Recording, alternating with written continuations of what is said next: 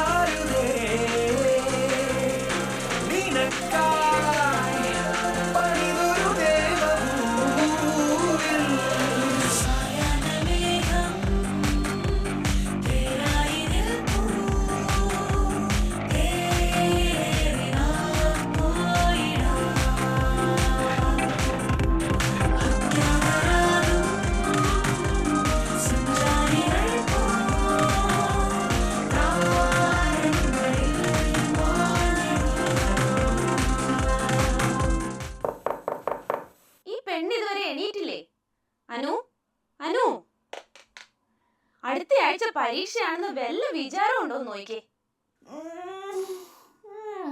എണീറ്റിരുന്ന് പഠിക്കു കൊച്ചേ. ഇങ്ങനെ ചൂടില്ലാതായാൽ എങ്ങനെയാ? അമ്മേ, ഇന്ന് എന്തുവാ കഴിക്കാൻ? പുട്ടും കടലയും ഉണ്ടാക്കി വെച്ചിട്ടുണ്ട്, എടുത്ത് കഴിച്ചോണം രണ്ടാളും. അയ്യേ, പുട്ടോ? എനിക്കെങ്ങും വേണ്ട. അർജുൻ, ഞാൻ വല്ല ബർഗറും വാങ്ങി കഴിച്ചോളാം. അർജുൻ, ഈ ചെക്കന്റെ ഒരു കാര്യം. അനു, എനിക്ക് നോപ്പിയുണ്ട്, ഞാൻ ഇറങ്ങുക. ആ, ഉച്ചയ്ക്ക് കോച്ചിങ് സെന്ററിൽ വരാൻ മറക്കരുതേ. ഇന്നാണ് ഫൈനൽ റിവ്യൂ. അറിയാലോ, അച്ഛൻ 2 സർജറിക്ക് നടുവിൽ സമയം ഉണ്ടാക്കി വരുവാണ്. ലേറ്റ് ആക്കല് കേട്ടോ. എന്ത് നല്ല സ്വപ്നമായിരുന്നു, കളഞ്ഞു. എന്തായിരുന്നു ഇന്നത്തെ സ്വപ്നം? നമ്മളെല്ലാരും സ്റ്റേജിൽ ആടി പാടി തകർക്കുന്നു. അതിന് നിനക്ക് സ്റ്റേജിൽ കയറാൻ പേടിയല്ലേ? സ്വപ്നത്തിൽ എന്ത് പേടി? ഈ ജീവിതവും സ്വപ്നം പോലെ എളുപ്പമായിരുന്നുവെങ്കിൽ സത്യം, ഞാൻ പൊളിച്ചേനെ. ആട്ടെ, ജോസഫ് സർ ഇല്ലായിരുന്നോ സ്വപ്നത്തിൽ? എങ്ങനെ മനസ്സിലായി? നിങ്ങൾ എന്റെ മനസാക്ഷി സൂക്ഷിപ്പുകാരാ?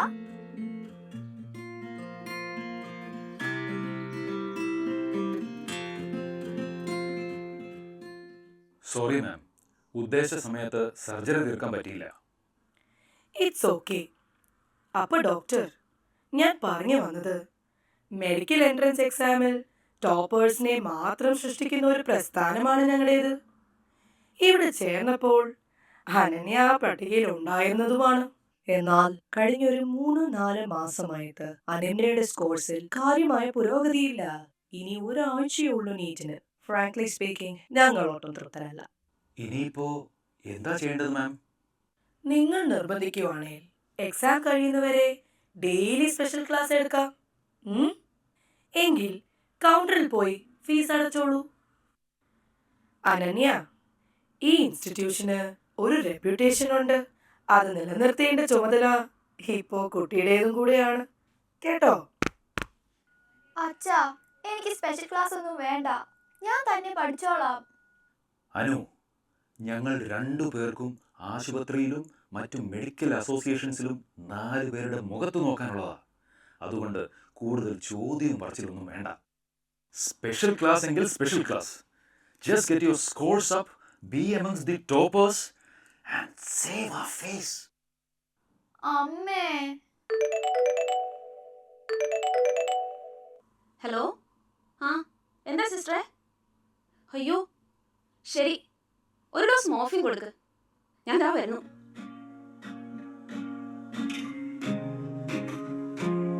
ട്രോമക്കയറിലിരുന്നിട്ടാടണമെന്നറിയൂഞ്ഞാല് അത് മുന്നോട്ടോരടി നീക്കാൻ നോക്കിയാ പിന്നോട്ടഞ്ചാൽ. ഇത് കുട്ടിക്കാല കുട്ടിക്കൂറ കണ്ണീരാറാട്ട്.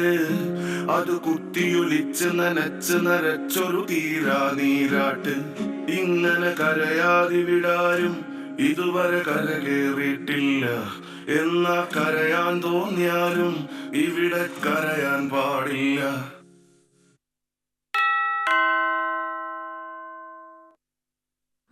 നാത്തൂനായിരുന്നോ? ചേട്ടനില്ലേ? ഇല്ല, ഒരു മെഡിക്കൽ കോൺഫറൻസ് ഉണ്ടായിരുന്നു, അതിന് പോയി. ഈശ്വര, നീറ്റിന്റെ തലേന്നാണോ മെഡിക്കൽ കോൺഫറൻസിന് പോകുന്നത്? അതിപ്പോ കോൺഫറൻസിന് അറിയില്ലല്ലോ നാളെ നീറ്റാണെന്ന്. അത് കൊള്ളാം. നാളെ പരീക്ഷയാണെന്ന് ഓർക്കുമ്പം തന്നെ എനിക്ക് വീട്ടിൽ ഇരിപ്പ് ഉറക്കുന്നില്ല. ആട്ടെ, എങ്ങനെയുണ്ട് പഠിത്തം? ഫസ്റ്റ് റാങ്ക് നമുക്ക് തന്നെയല്ലേ? മോൾ എവിടെ? അകത്തുണ്ട്. അനുമോളെ, ഇതെന്തുവാ, ഉറങ്ങുവാണോ? ആ അമ്മായിയോ, ഈ ആഴ്ച മൊത്തം സ്പെഷ്യൽ ക്ലാസ് ആയിരുന്നു. ഒട്ടും ഉറങ്ങിയില്ല. അതുകൊണ്ട് ഒരു പവർ നാപ്പ് എടുത്തതാ. അയ്യോ, അതൊന്നും പറ്റില്ല.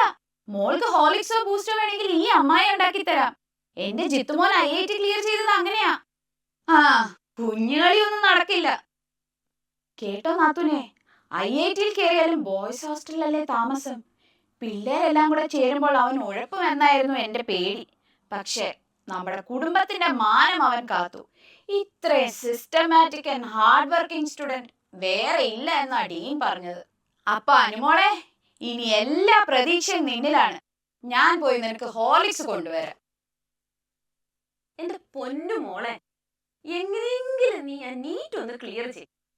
ഇല്ലെങ്കിൽ ആയുഷ്കാലം മുഴുവൻ ഇവിടെ ഈ IIT തള്ളു കേട്ടോണ്ടിരിക്കേണ്ടി വരും. പ്ലീസ്. ഉറങ്ങാതിരുന്നാൽ സ്കോർ കൂടുമോ?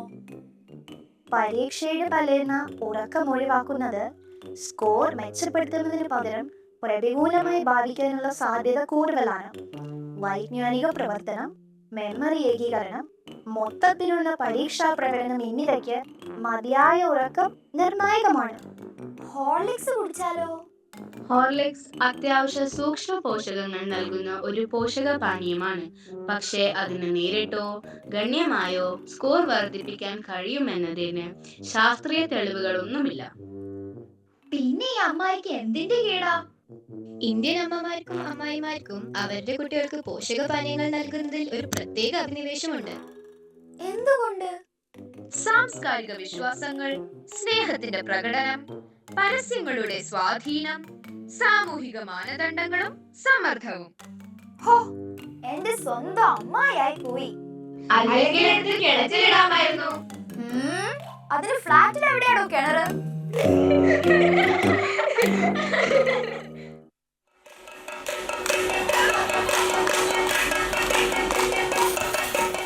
നാമെല്ലാം മനുഷ്യ പരമ്പരയിലെ അംഗങ്ങളാണ്.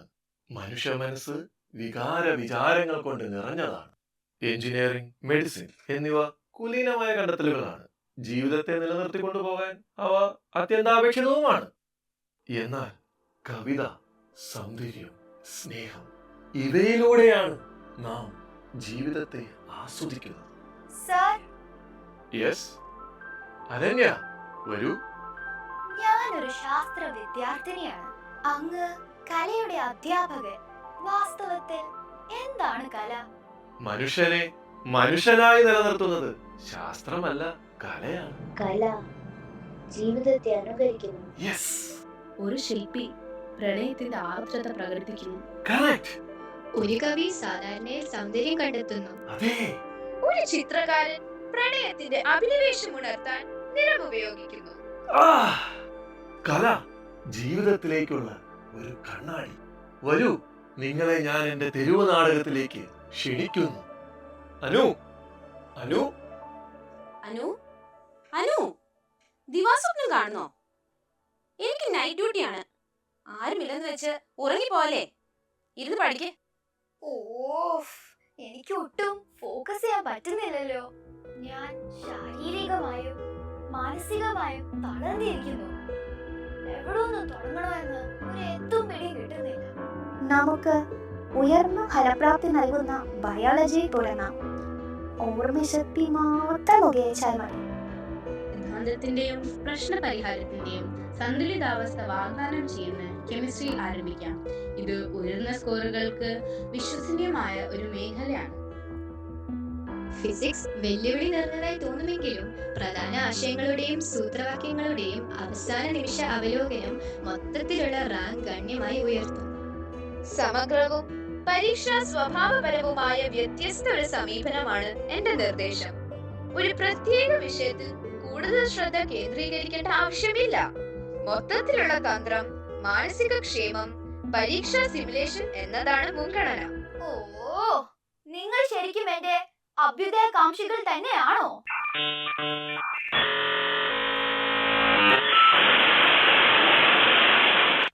അയ്യോ, നിങ്ങൾ എല്ലാവർക്കും എന്ത് പറ്റി? എനിക്കൊരു ആവശ്യം വന്നപ്പോൾ നിങ്ങൾ ആരുമില്ലേ എന്റെ കൂടെ? ഇനി എന്ത് ചെയ്യും? അർജുൻ, അർജുൻ, എന്നെ ഒന്ന് സഹായിക്കാമോ? എന്റെ സുഹൃത്തുക്കളെല്ലാം കൊഴിഞ്ഞു വീണു. സുഹൃത്തുക്കളോ? ഏത് സുഹൃത്തുക്കൾ? അതിന് നിനക്ക് ഒരു സുഹൃത്തെങ്കിലും ഉണ്ടോ? അതുപോലെയാണോ എന്റെ കാര്യം? ഞാൻ ഓൺലൈൻ ഗെയിം കളിച്ചുകൊണ്ടിരിക്കുവായിരുന്നു. അപ്പോഴായി മുടിഞ്ഞ ഇന്റർനെറ്റ് ഔട്ടേജ്. ഇനി വീട്ടിൽ ഇരുന്നാ എനിക്ക് ബോറടിക്കും. ഞാൻ പുറത്തേക്ക് ഇറങ്ങുവാ. എനിക്കിട്ട് പാല വെച്ചാലുണ്ടല്ലോ. അർജുൻ, അർജുൻ, പ്ലീസ് പോകല്ലേ. ഞാൻ തനിച്ചാകും. പ്ലീസ് അർജുൻ. ഈ ഒരു reputation അത് നിർത്തേണ്ട ചുമതല. അനു അനു ഞങ്ങൾ രണ്ടു പേർക്കും 4 പേരുടെ മുഖത്ത് നോക്കാനുള്ളതാ. നമ്മുടെ കുടുംബത്തിന്റെ ഇനി എല്ലാ പ്രതീക്ഷയും നിന്നിലാണ്.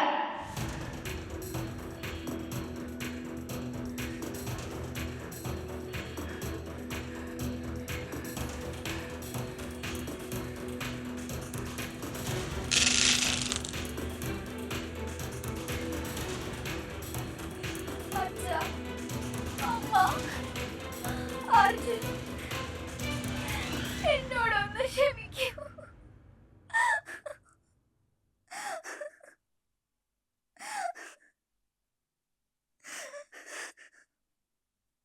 മോളെ, മോൾ ഉറങ്ങിയോ?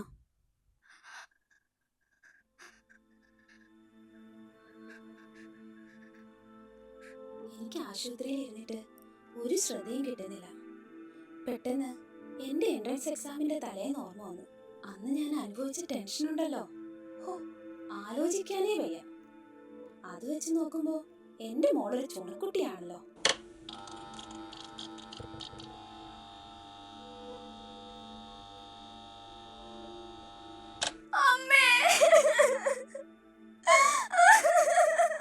എന്റെ മോളെ, എന്ത് പറ്റി നിനക്ക്?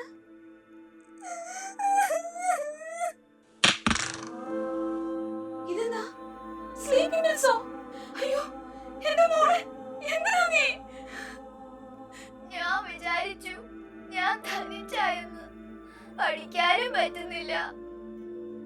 നിങ്ങളെല്ലാം നിരാശപ്പെടുത്തിയതിൽ എന്നോട് ക്ഷമിക്കൂ. നീയല്ല, ഞങ്ങളാ നിന്നെ നിരാശപ്പെടുത്തിയത് മോളെ. വിദ്യാഭ്യാസം എന്നത് അറിവ് സമ്പാദിക്കാനുള്ള ഒരു ഉപായമായിരിക്കണം, അല്ലാതെ സമ്മർദ്ദം ചെലുത്താനുള്ള മാധ്യമമായിരിക്കരുത്. ജീവിതത്തിൽ ഇത്രയും അനുഭവങ്ങളും പരിജ്ഞാനവുമുള്ള ഞങ്ങൾക്കിത് അറിയില്ലെങ്കിൽ പിന്നെ എന്താ കാര്യം? ഞങ്ങളോട് ക്ഷമിക്കും മോളെ. ഇങ്ങനെ കരയാതിവിടാരും ഇതുവരെ കരകേറിയിട്ടില്ല. എന്നാ കരയാൻ തോന്നിയാലും ഇവിടെ കരയാൻ പാടില്ല. ഇവിടെ കരയാത്തോരാരും കരയാനില്ലാത്തോരല്ല.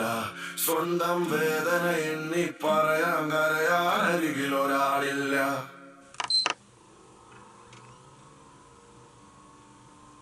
ഗുഡ് മോർണിംഗ് അനന്യ, ഉണരൂ. ഞങ്ങൾക്ക് നിന്നെ എങ്ങനെ സന്തോഷിപ്പിക്കാൻ കഴിയും? ഇനി എനിക്ക് നിങ്ങളെ ആവശ്യമില്ല. എനിക്ക് എന്റെ അമ്മയെ തിരിച്ചു കിട്ടി. നീ ആരോടാ മോളെ ഈ സംസാരിക്കുന്നത്? ആരുമില്ല അമ്മേ. എനിക്ക് അമ്മയെ നഷ്ടപ്പെട്ടു എന്ന് തോന്നിയൊരു നിമിഷം ഞാൻ അമ്മയുടെ സ്ഥാനം ഒരാളെ ഏൽപ്പിച്ചു. എന്നാൽ ഉപ്പോളം വരുമോ ഉപ്പിലിട്ടത്?